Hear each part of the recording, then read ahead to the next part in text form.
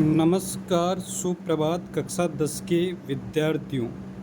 आज हम जो चैप्टर नंबर फर्स्ट है अपना रासायनिक अभिक्रिया और समीकरण उसको फिनिश करने वाले हैं। तो अपने पास दो इम्पोर्टेंट टॉपिक इस चैप्टर के बचे हैं, जिसमें से फर्स्ट जो अपना है वह है संसारण कोरोजन और दूसरा है विकृत गंधिता।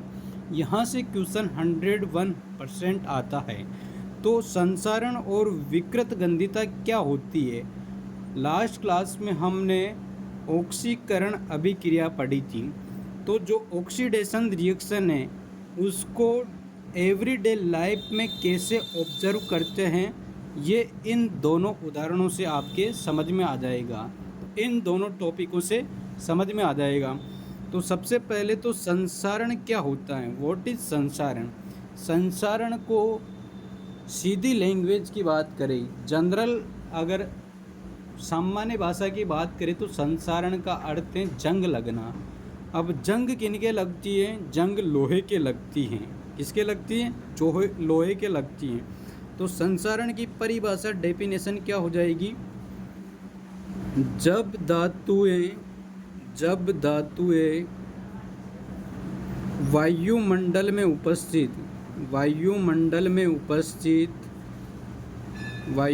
में उपस्थित जल वाष्प, वायु तथा अम्ल के संपर्क में आती हैं, water vapour, air and acid के कांटेक्ट में आती है। तो एसिड के कांटेक्ट में आती हैं तो क्या जो मेटल हैं वह क्या करेगी? इनसे रिएक्ट कर क्या हो जाएगी?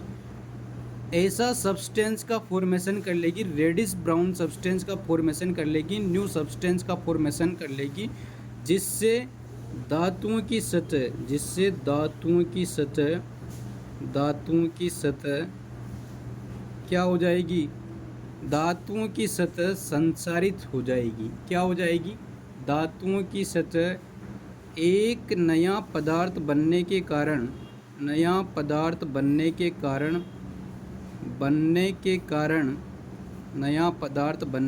कारण धातुएं संसारित हो जाएगी। संसारित अर्थात धातुओं के ऊपर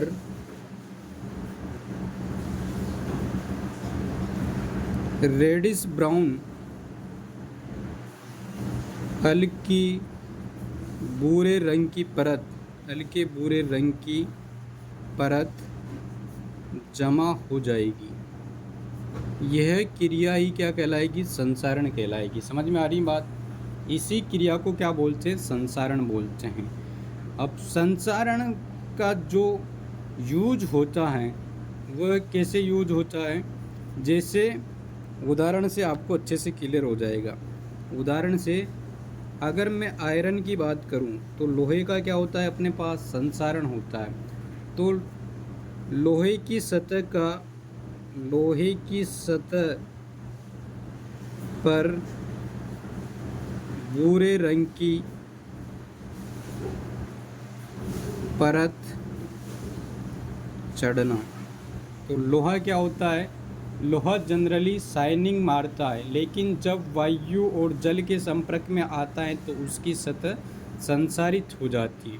ठीक उसी प्रकार इसका मतलब ये हो गया लोहे पर जंग लगना। ठीक उसी प्रकार दूसरा उदाहरण हो जाएगा अपने पास चांदी का। चांदी भी क्या है? अपने पास धातु है। तो चांदी की सतह का काली पड़ना।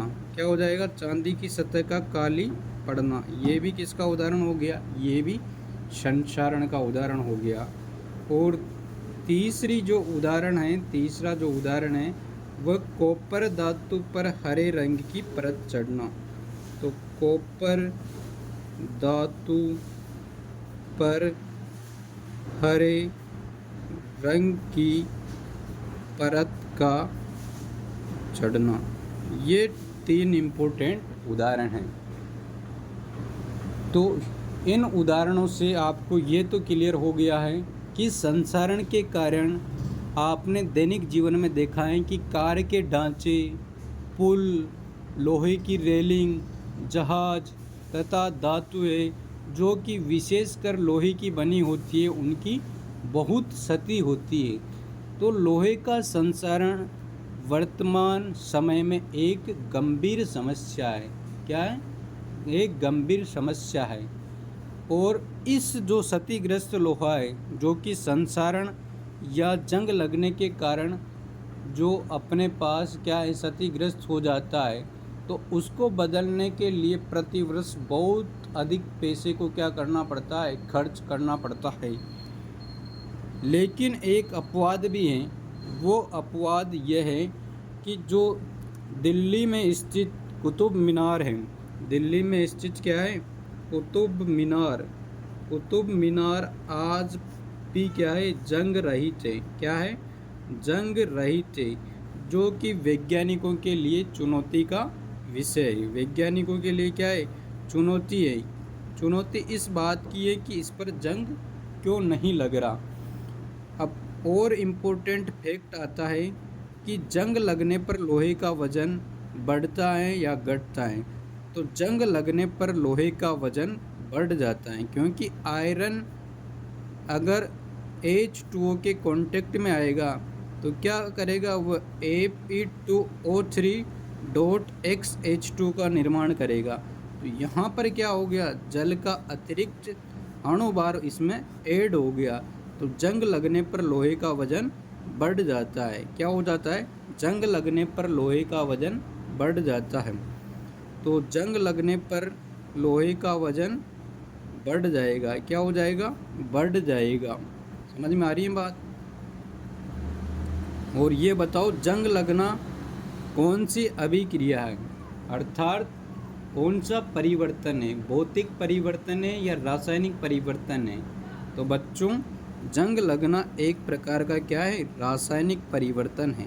रासायनिक परिवर्तन इसलिए है क्योंकि नया पदार्थ का निर्माण हो जाएगा, तो वापस ओरिजिनल लोहा प्राप्त नहीं किया जा सकता। इस वजह से जंग लगना अपने पास क्या हो जाएगा, रासायनिक परिवर्तन हो जाएगा। अब विकृत गंधिता की बात करते हैं, जो कि इम्पोर्टेंट है, बहुत ही इम्पोर्टेंट है। विकृत गंधिता जिसको बोलते हैं इंग्लिश में रेंसिडिटी। What is rancidity?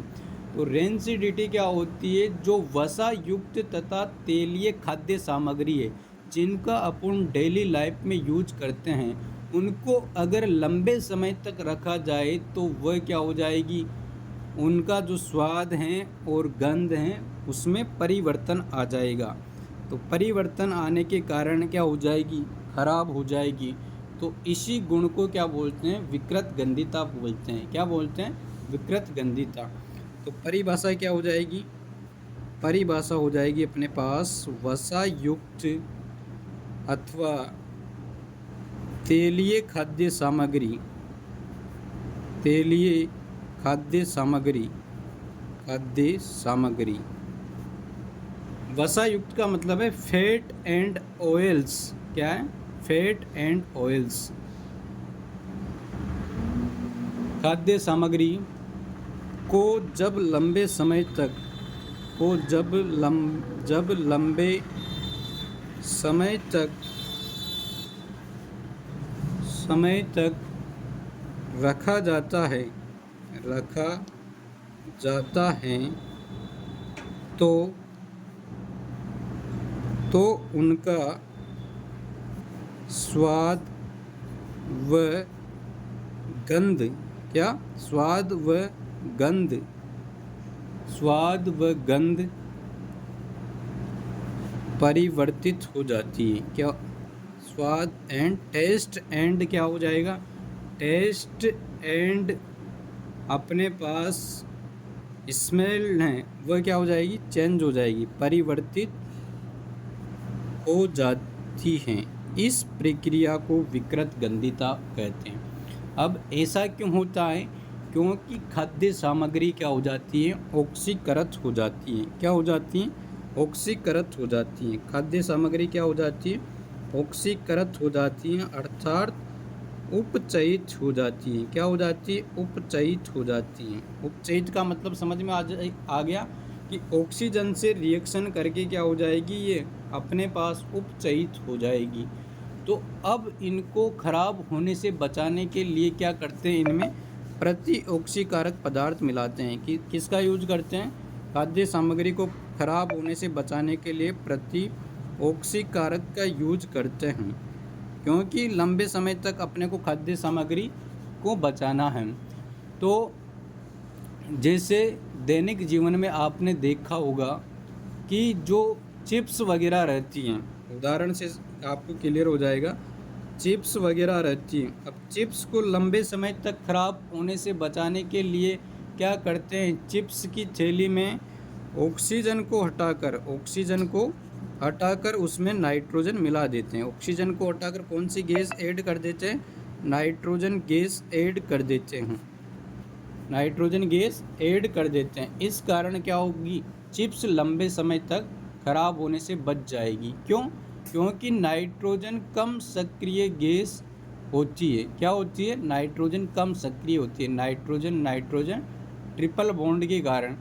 या फिर क्या करते हैं? वायुरोधी बर्तनों में खाद्य सामग्री को रखा जाता है। जैसे अचार को लंबे समय तक खराब होने से बचाने के लिए क्या करते हैं? उसको वायुरोधी बर्तनों में रखते हैं। कौन से बर्तनों में? वायुरोधी बर्तनों में रखते हैं। समझ में आ रही है बात? तो वायुरोधी बर्तनों में रखते हैं। इस कारण वह क्या होते हैं? एयर टाइट कंटेनर जो होते हैं वह एयर को उसके अंदर पास नहीं होने देते हैं। इससे खाद्य सामग्री खराब होने से बच जाती हैं। या फिर अपन देखते हैं कि मुरब्बा वगैरह होता है, तो उसको खराब होने से बचाने के लिए खाद्य परिरक्षक का यूज करते हैं। जैसे सोडियम बेंजोएट। क्या है? सोडियम बेंजोएट एक खाद्य परिरक्षक है। क्या है? खाद्य परिरक्षक। तो खाद्य पदार्थों को लंबे समय तक खराब होने से बचाने के लिए खाद्य परिरक्षकों का यूज करते हैं। तो आज की क्लास में इतना ही, और अब ये आपका चैप्टर भी फिनिश हो गया है। अब नेक्स्ट क्लास में हम क्या करेंगे? इस चैप्टर के क्वेश्चन आंसर देखेंगे। तो थैंक यू दोस्तों। क्लास को लाइक, शेयर और सब्सक्राइब करें।